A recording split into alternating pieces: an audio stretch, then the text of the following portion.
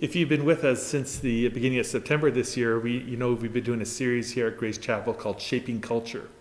And for the past 3 weeks, we've been considering the issue of poverty.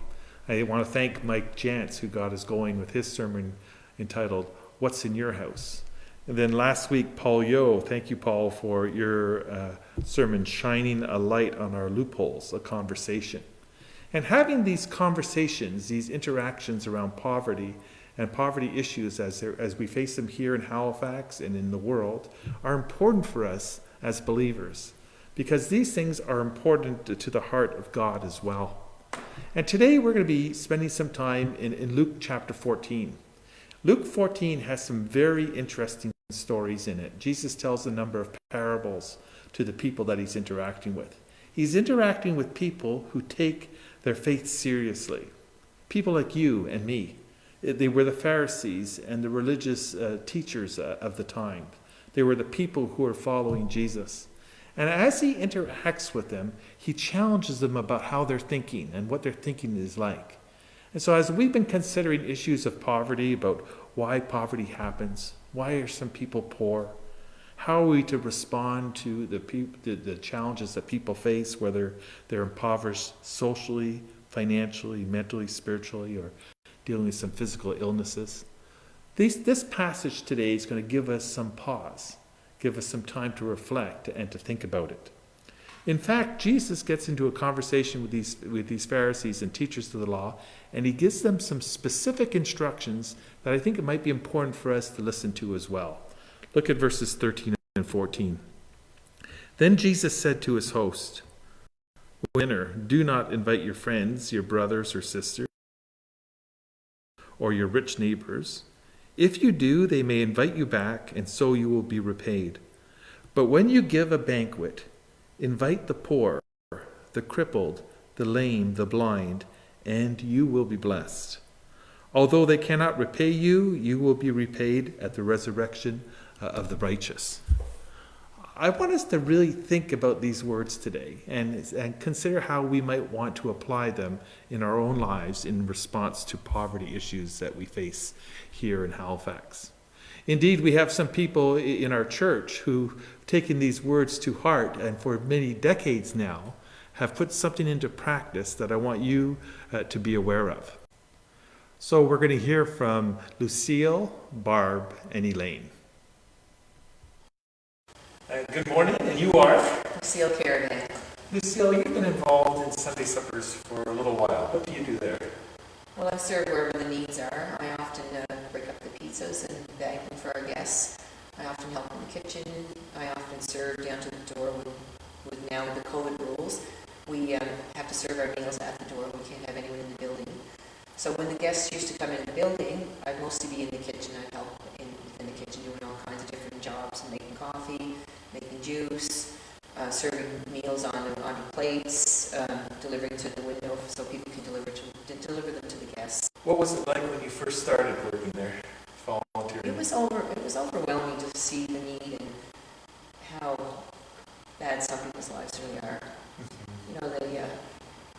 Just sometimes with drug addiction and just being on the street, being homeless, alcohol abuse. I mean, there's lots of people with very, big needs there, and there's not a lot available to them. Where do you see God at work in Sunday suppers? Well, I think they come to know the Lord just from us. Like, they see that we're serving, and we do it willingly. We volunteer our time. There's so many people that contribute to the Sunday suppers, right down to people who make sandwiches or make meals.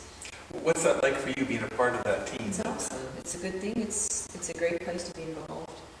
I mean, I was overwhelmed when I first came there, and I'll tell you what really overwhelmed me was the smell of people. Unwashed bodies. Being a nurse, it's hard to be around unwashed bodies, because if they were my patients, I'd want to bath them, right? If they were my people, I'd want to bath them.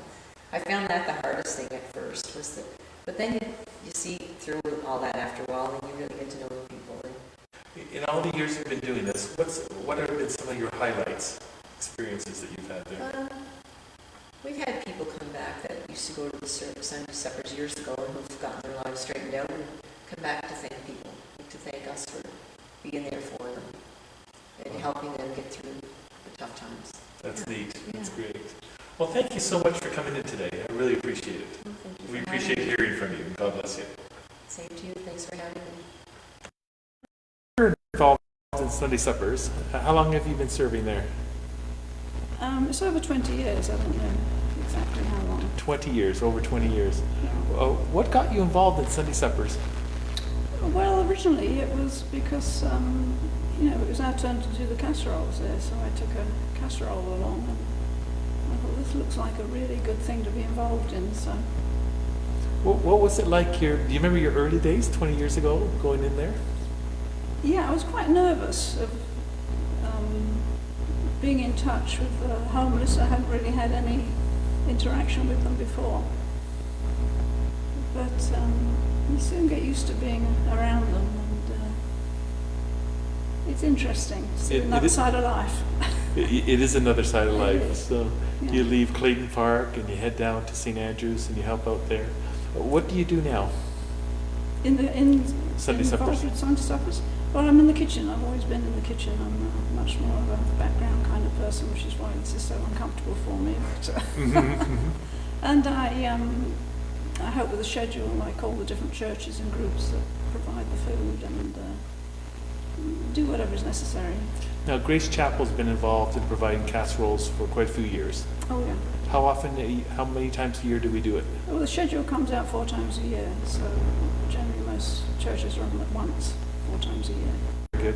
And we have some needs for sandwiches right now. Yes, I offered Grace to help us out with sandwiches because we're putting together bags now. It's not a sit-down meal, and we try and put as much as we can in the bags. So different groups have been supplying sandwiches. So how many sandwiches do you need, and how does a person Well, put that together? the numbers are just going up and up and up. I mean, 2 weeks ago we had 302 302 people. bags. Well, not people, bags. I mean, some people take them for a husband or a wife or somebody that's sick. So it wasn't necessarily 302 people, but that was how many bags we gave out. Last Sunday was 280. So if my math is right, if everybody that provides sandwiches does 2 loaves, that would be 16 sandwiches. So I would need 16 people to do 16 sandwiches. At the moment I have 9. Okay, you have 9 out of 16, so there's an opportunity for some more people to get involved. Yeah. Yeah. So with the 20 years that you've been doing this, what have been some of your highlights, your experiences of, after 20 years? I think it's just the joy I get from spending an afternoon well spent. I can't think of anywhere else I'd rather be, Wow. because it's very fulfilling. The verse that you're dealing with about inviting the blind and the lame and the crippled, and you'll be blessed. I mean, I get a blessing every time I'm down there. You're referring to the passage in Luke 14 that actually I'm preaching on today, and Yeah. it talks about the blessing that we'll receive. Yeah, I And mean, I must be a blessing junkie because I keep going back. I keep going back for more. I mean, you finish an afternoon down there and you're pretty dirty and tired, but every time it's a wonderful thing. it is a wonderful It thing. is a wonderful thing. You bump into some of our guests now when you go downtown?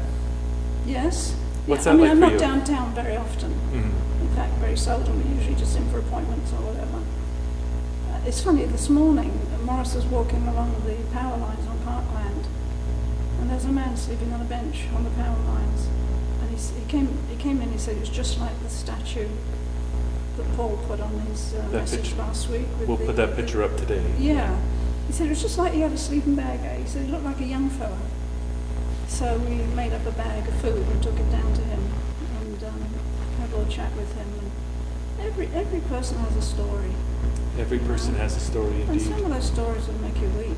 Mm. It makes me think how blessed I've been. Probably most of us having a good family and adults around that are not abusive to you or to substances, and encouragement to get an education.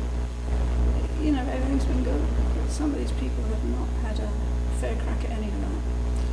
Well, Barb, thanks so much for being willing to come in today and share with us. And Well, what I don't know advice? about willing. Well, what advice would you give to a person who's thinking about getting involved in something like this?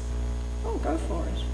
The thing. So, but when we open up again with meals, we're going to have a big party. So from then on, anybody could come and get a blessing, just like I have. Don't miss the party. Don't miss the party. Great. Thanks so much, Barb. You're welcome. And you are? Elaine Churchill. Hey, Elaine. Thanks so much for coming in here after a busy day. You're welcome. We're here to talk about Sunday supper. Great. Now, you've been involved for a while. When did you get involved? But it started in 1985, and I was involved a little bit at the beginning and on and off when my kids were small. And then I've lost track of how many years it's been that I've been there, but a long time. It started in 85. How did it get started? It got started with a Bible study, looking at a verse in Luke. I think you're doing that verse this week. Indeed, yeah. Talking about when you host a party, do it for people who can't return that favor. And so they got thinking about that and decided to throw a party for the people who are homeless and marginalized in Halifax. And they threw a wonderful party that year. And also realized that there was no other meal available on Sundays. So it quickly transformed into a weekly event and has been going ever since weekly, with only a couple of times when it has had to close. A weekly event since 1985. Yes. Wow. So the only times it has closed was when there was a fire at St. Andrews and the building was closed to everyone. And at the couple other times when there's just been emergency situations, but otherwise every week. Wow. Since 1985. Now, what's your role there? What do you do? I help coordinate the Sunday suppers, and I really just do any jobs that are needed. Right now, during COVID, I'm mostly at the front door serving the guests as they arrive. We can't do a sit-down dinner anymore, so we are doing takeouts. And last week we gave out 268 or someplace around that number of meals. Some of those are people taking two, one for themselves and one for a friend, and individuals. So I get to see people every week and chat for a very brief amount of time. You've been there a long time, so you have some pretty clear memories of certain individuals. Yes, I do. And who are some of those individuals and how they impacted you? Obviously, without disclosing who they are and so on. Well, there's been a lot of people who have impacted me. I can't say names. Of course, no, but just give us a story. Okay. There's just one lady who has been coming. She's a little bit younger than myself, and she's been coming for many, many years, and her childhood would have been very traumatic, and life has not been easy for her. But she has this amazing joy and way of connecting with people where she makes a point of getting to know your name and some information about you. And she makes cards for people. So she makes cards for every season. Even when there's not a special event, there'll be cards being made. And it's a method for her to be distracted and not to drink and not to cut herself and to be appreciated by other people. And it's a simple act of kindness that she does, and she's quite an amazing woman. She's been coming for many, many years, and so she has impacted me. And just, I don't know, there's just a number of people who, despite hard circumstances, are very generous with other people. And if we give them something and they think somebody else needs it more, they will pass that on. They'll pass it on, take it and pass it on. Yes, Wow. they will. Yeah. When you first got involved, what was it like for you? How did you feel? It might have been a little bit scary when I first got involved because I had never really interacted with people from the street before. I just knew that it bothered me to walk down Spring Garden Road or any place else in the city and see people but not know their name. And, you know, that could be me or it could be a family member of mine, and I would hate for that to happen to them. Yes. So I decided that it was important for me to somehow learn their stories and get to know them a little bit and find out how I could serve them. And I think I get as much back as I give, probably. Yes, yeah. Some weeks are harder than others, and Some weeks are exhausting, but I can go home to a warm bed Yes, and a yeah. hot meal and a family that cares for me. And many of our guests leave the Sunday suppers and sleep on the street, or go to an apartment by themselves, or a place where they're not secure and not loved, and we might be the only interaction that they have that's positive in the week. So I don't find it scary anymore. You used the word guest. Yes. How did that come about? Well, they're not customers and No. they're not clients, and when you throw a party, you invite guests. And so we've always tried to keep the mindset that every single week is a party, and that we're inviting people into the party. So you don't call your friends and say, you're my client, I'm going to have you to dinner tonight. You tell them you're my guest tonight. And so even having those words change the way you think about people. My sermon title for this week is Don't Miss the Party. Oh, well, there you go. Yes. And it's hard to have a party when you've got people lined up outside right now. People start lining up. Well, I get reports from friends who drive by. Some people are lining up starting at 2 o'clock. There's no reason for that. They just do. We don't start serving our meals until 3:30. Wow. And so maybe they're coming at that time for a social connection with some of the other guests who are arriving. It's hard to have a party atmosphere when it's a line. Yeah. It's so much different when we can sit down and people are longing for the day when we can sit down again, but we can't really see when that's going to happen. No, there's so many things we're unclear about. Yes, because when we open the doors, we expect there will be anywhere between 160 to 225 people come. There's no way to accommodate that right now. There's no way to do a sit-down meal. So we're doing the best we can. And when people come to the door now, we're trying to remember names. There's lots of new faces, so in those brief interactions, it's hard to remember new people, and you only see their eyes now. You don't see their whole face. So it's a little harder to make connections and to learn about people. So we're trying to do that and make eye contact and make a connection, even though the interaction might be a minute Yeah. or 2 minutes. But you have an opportunity to smile, to be kind, to say. Smile with your eyes, Yes, yeah. but not with your face, a whole face, and to have kind words, and then try and remember them for the next week. And we are really limiting the number of volunteers just to protect ourselves and to protect other people. So it's the same people who get to do the jobs each week. I've missed not being there. Yes, and we have had a couple of people who have met outside and just been close to the line and chatted with people as they're coming through. And our guests love that, because a big part of the Sunday suppers is the social connection. And some of our guests have been coming for 35 years. And they don't come because they have to get a meal. They come because they love the people who are there. The community. The community, it's a big deal. So when we have a chance to have somebody standing outside and taking those extra few minutes, chatting as they're waiting in line, it helps solidify that connection a bit. Tell us a little bit about the team of people you work with, because there's some interesting characters in that team. Right now? Yeah. What do you mean by interesting characters? Well, They might say that of I've me, been I in the guess. kitchen, I've been in the hall, I've seen what's going on. Yes. It is an eclectic group of people who come together. We all come from different backgrounds. Some people come from a church background. Some people don't come from a church background. There's all ages. Right now, the youngest would be probably 22 or 3, maybe about that, right up to older than that, into the early 70s, I would say.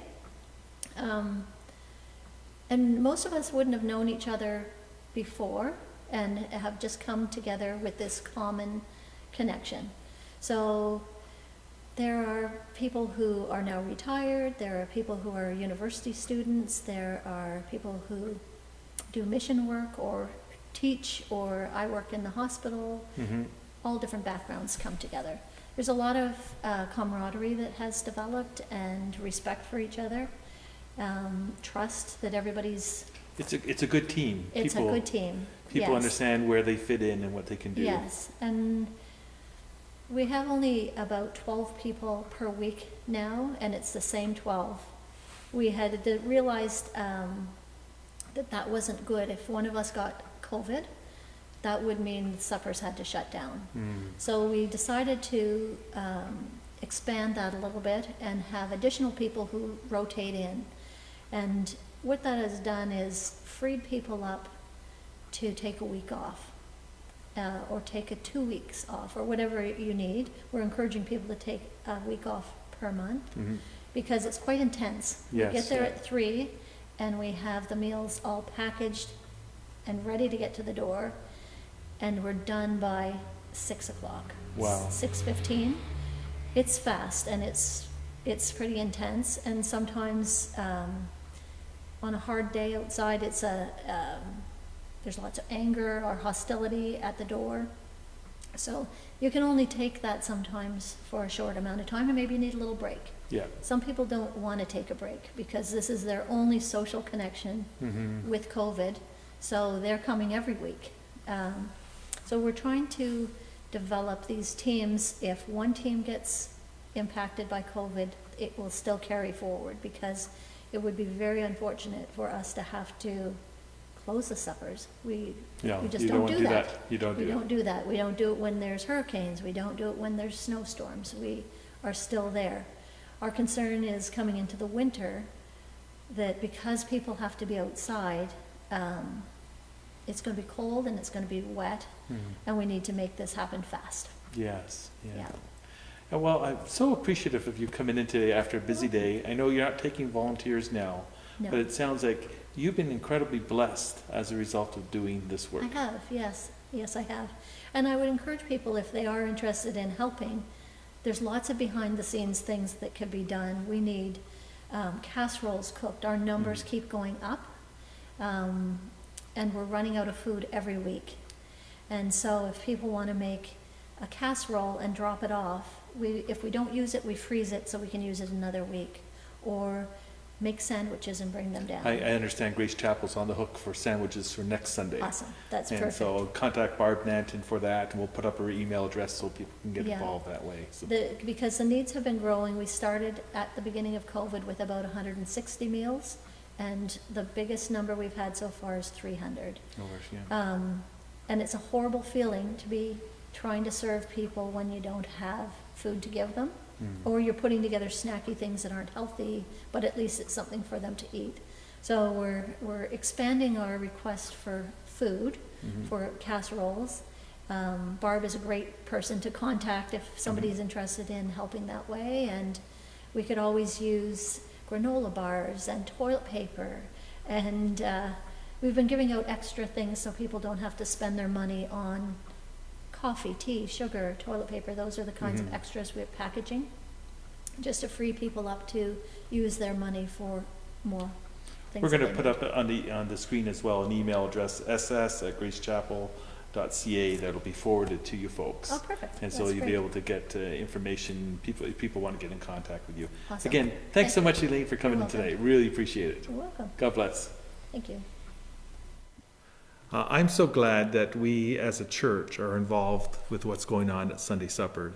It's a really important ministry that's happening here in the city of Halifax. Now let's get back to Luke 14. Jesus is having these interactions with these Pharisees and the teachers of the law, and he heals someone. And they're a little upset about that, because he seems to be doing something a little bit out of the ordinary than what they were expecting. And Jesus is looking at their attitudes and seeing how they're interacting, seeing how they may have been jostling for positions of privilege and honor in this gathering. And Jesus addresses them and their attitudes. And I think this might be something for us to think about as well when we consider the topic or the issue of poverty. Well, what's going on in our hearts?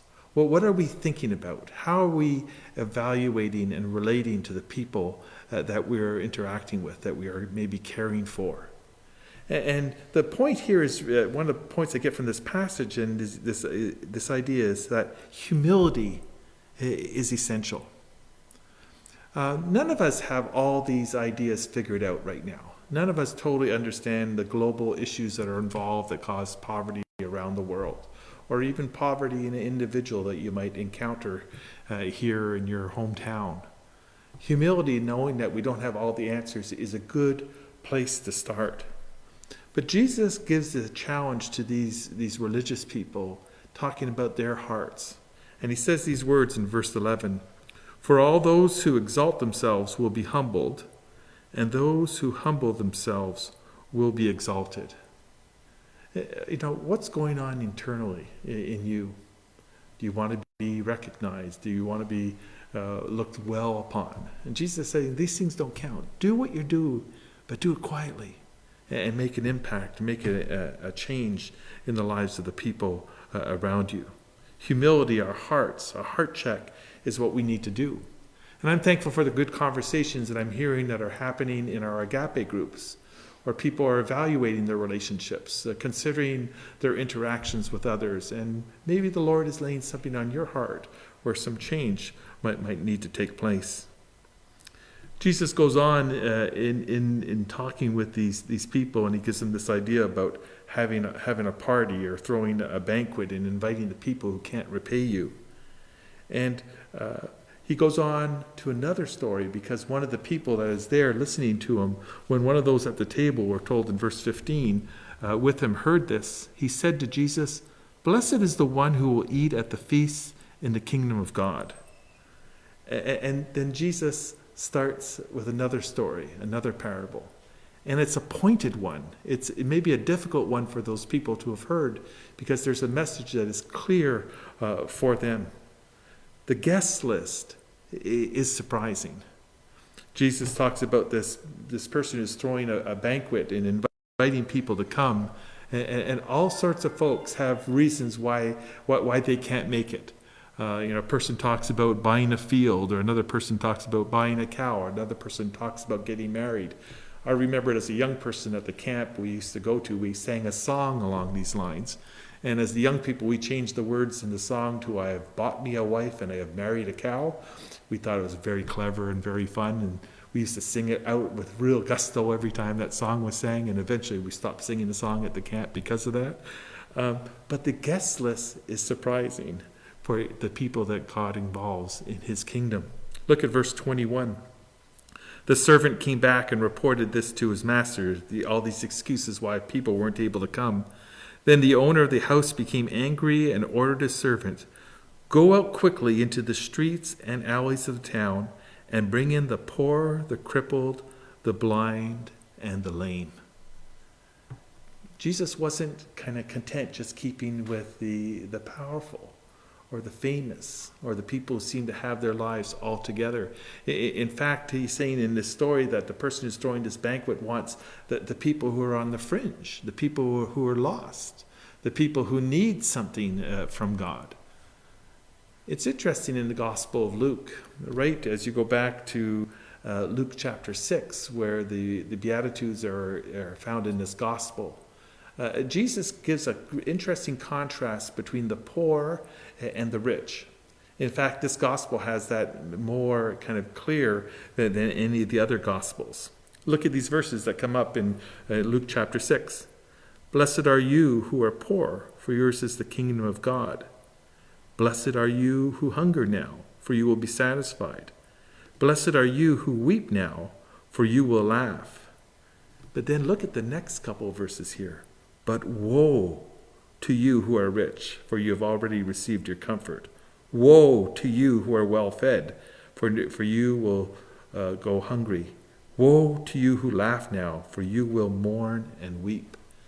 This contrast between the rich and the poor, and the have-nots, is really clear in this gospel. And God comes out on the side of the poor. God comes out on the side of those who are lacking. God comes out on the side of those who have great needs. Now, I know some of you might be saying, "Ross, right away, well, rich people struggle too." Now, yeah, I understand that. I get that completely. But it's very clear in this gospel that God cares about those who are marginalized, those who are suffering, and those who are struggling. So in terms of our response to poverty, don't miss God's party. This is what Jesus is saying to the Pharisees and saying to us today. Humility is essential in this process. The guest list is surprising. And the next idea I get is maybe I'm making too big of a thing in a small verse here, but it's an important one for me. The party will be packed. Humility is essential. The guest list is surprising. The party will be packed. Look at verses 23 and 24. Then the master told the servant, "Go out to the roads and country lanes or county lanes and compel them to come in, so that my house may be full." And this indicates something of the heart of God. I tell you, not one of those who are invited will get a taste of my banquet. And these words should stop us in a very strong way to think about them. Jesus is saying these words to the religious establishment at the time. And he's saying them to them in a kind of very clear way. You're missing it. You're not realizing what's really important here. And what's really important is to go out and to invite in to the great thing that God is doing. It's more than just a party. It's more than just a banquet. It's a great renewal of things. And this is God. It demonstrates a little bit of what God's heart is. Broad and big and wanting to encompass the whole world. Don't miss God's party. Humility is essential. The guest list is surprising. The party will be packed. And this next one is really important. Engagement is necessary. There are a whole bunch of people listening and watching to what Jesus was teaching.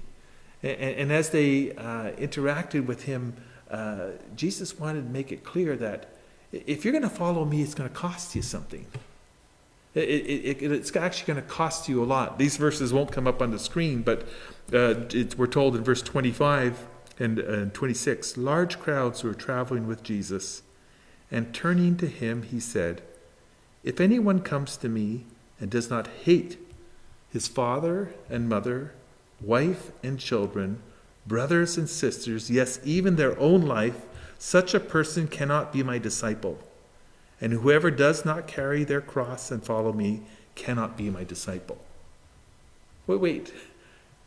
For a faith that seems to encourage family and so on, how can Jesus be saying these words about hating your father and mother and wife and children, brothers and sisters? For an organization that kind of values family values and all these sort of things, what is Jesus saying here? He's saying that your commitment to kingdom work needs to be your first and ultimate priority. How are you doing in that area? How are we doing in that area? How are we doing that corporately? How are we doing that as individuals? I hope that if you are in one of our agape groups, you'll continue to discuss that today. What might God be calling you to do? Jesus says in verses 34 and 35, "Salt is excellent, but if the salt goes flat, it's useless, good for nothing. Are you listening to this? Really listening?" Jesus wants to make sure that he has our attention. And this whole chapter and this whole idea about don't miss God's party is look what God's doing here in this world. And don't be content just to try to keep it to yourself. Whatever God has blessed you with, whatever things that God has given to you that you could look after and share, this is a great opportunity to be a blessing in this community. Now, your lives might not all look like Lucille and Barb and Elaine's, but you might be doing something else. And that's important for each one of us to consider that. You know, Paul came up last week with our loopholes, this list of loopholes, and it comes up here on the screen now. Loopholes we tell ourselves, I don't want to get my hands dirty. I don't have time. The problem is too big. It's the victim's own fault. I'm not cut out for the front line. Someone else is richer or more capable. And I'm so thankful for the conversations that I know have been taking place around dinner tables or over our Zoom online calls. People are saying, hey, maybe the Lord wants me to do something here. Maybe God wants me to do something different. I don't want to miss God's party here. I want to be a part of this, a part of the action, seeing this renewal and change that's going to take place all around us. Right back in Luke chapter 4, the Lord Jesus has this interaction in the synagogue that kind of highlights something about his life and his ministry, and for those of us who follow him here today, our calling. Jesus says, "The Spirit of the Lord," quoting Isaiah, "is on me, because he has anointed me to proclaim good news to the poor. He has sent me to proclaim freedom for the prisoner and recovery of sight for the blind, to set the oppressed free, to proclaim the year of the Lord's favor." Then he rolled up the scroll, gave it back to the attendant, and sat down. The eyes of everyone in the synagogue were fastened on him. He began by saying to them, "Today this scripture is fulfilled in your hearing." And today, this mission that God has given to us continues to be unfolding. Don't miss God's party. Humility is essential. The guest list is surprising. The party will be packed, and engagement is necessary by everyone. I want to give you a few questions to consider in the coming week. 2 weeks ago, you were asked to write down your definition of poverty. How has that definition been changing you through this series? And the second question is this: in light of Luke 14, who may God be calling you to connect with? What might that look like? Our God is the God of the new, of bringing change to a situation that is broken. And we as his people have the privilege of being invited to this party and to bring along those that we have around us. What a great time.